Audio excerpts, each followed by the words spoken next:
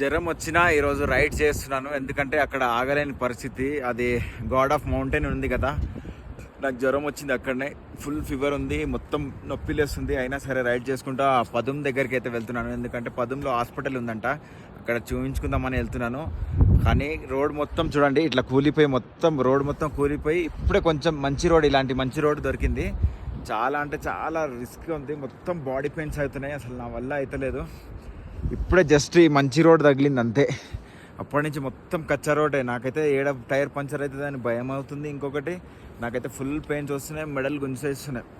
ఇప్పుడు పదంలోకి వెళ్ళి అయితే ఇక్కడ నా హాస్పిటల్ దొరికితే చూపించుకొని చూడండి. ఇప్పుడైతే పదం నుంచి ఎట్లయితే బయలుదేరినో, మొత్తం హెల్త్ ఖరాబ్ ఉండే కదా పదంలో, నేను టాబ్లెట్లు వేసుకొని బయలుదేరిన. కొంచెం అయితే ఓకే అనిపించిన తర్వాత బయలుదేరినాం. ఒక 50 కిలోమీటర్ వరకు అయితే రోడ్ క్లియర్గా ఉంటే. ఇప్పుడు చూడండి రోడ్ ఎట్లా ఉంది.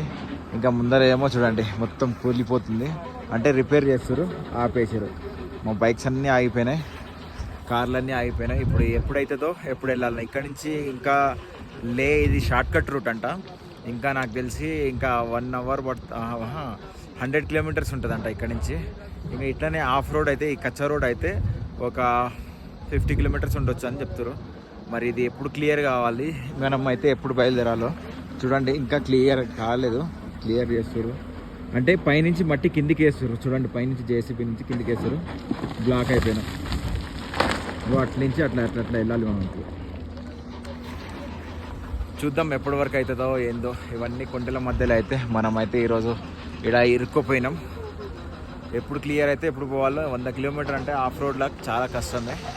ఎవరైనా రావాలనుకుంటే మనాలి నుంచి అయితే రాకండి, రోడ్లన్నీ చాలా గలీజ్గా ఉన్నాయి, ఖరాబ్ ఉన్నాయి, చాలా టఫ్ ఇస్తుంది. ఫస్ట్ టైం వచ్చేటోళ్ళు అయితే శ్రీనగర్ నుంచే వెయిట్ చేసి అయినా శ్రీనగర్ ఓపెన్ అయిన తర్వాత శ్రీనగర్ నుంచి అయితే రండి.